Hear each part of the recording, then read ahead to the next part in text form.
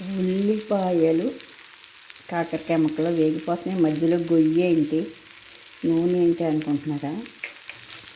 ఈ మధ్యలో కాస్త మతిమరుపు వచ్చిందండి. మెంతులు వేయడం మర్చిపోయా.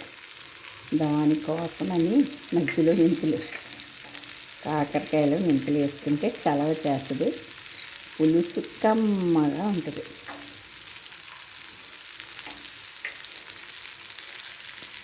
ఎన్ని కాకరకాయ ముక్కలు ఉన్నాయో అన్ని ఉల్లిపాయలు వేసుకొని వేయించేసా.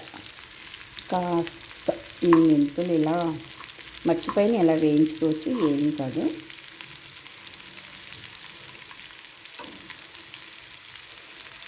ఇది కొంచెం నూనె ఎక్కువ పడే కూర. గొప్పంగా వండుకుంటే వారం రోజులు కాదండి, నెల రోజులైనా ఉంటుంది. చింతపండు రసం రెడీ. ఇది మాత్రం మర్చిపోకుండా ముందే నానబెట్టేసుకున్నాను. మెంతులు అవి బాగానే వేగిపోయాయి. కలిపి వేసుకుని చింతపండు పులుసు పోసేసుకోవడమే.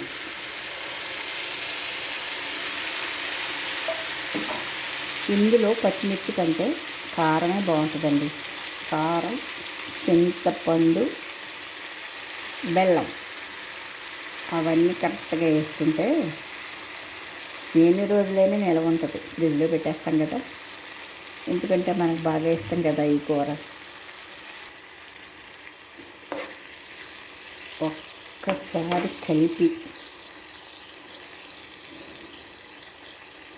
సరిపడే బెల్లం, కారం కూడా వేసేసుకుంటే కాకరకాయ పులుసు రెడీ. కూర ఉడుకు పట్టిందండి. చింతపండు పులుసు మరగడం మొదలైంది. ఇందులో 2 స్పూన్ల కారం, ఎందుకంటే పచ్చిమిర్చి కూడా వేయలేదు కదా, పడుతుంది.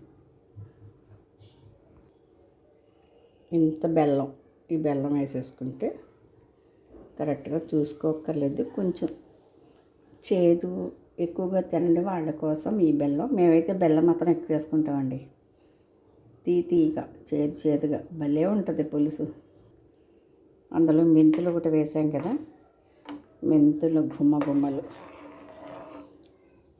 దీన్ని కాస్త ఉడకనిచ్చి నూనె పైకి తేరే వరకు మరగబెట్టేసుకుంటే కాకరకాయ, కమ్మనైన కాకరకాయ అండి. పిల్లలు పెద్దోళ్ళు తినొచ్చు. ఆరోగ్యానికి అసలు ఎంత మంచిది. అసలు షుగర్ ఉన్నవాళ్ళే కాదు, షుగర్ లేనివాళ్ళు కూడా. షుగర్ ఉన్నవాళ్ళకి తింటే చక్కగా తగ్గుద్ది. లేని వాళ్ళు తింటే షుగర్ అది రాకోకుండా ఆరోగ్యంగా కూడా ఉంటుంది.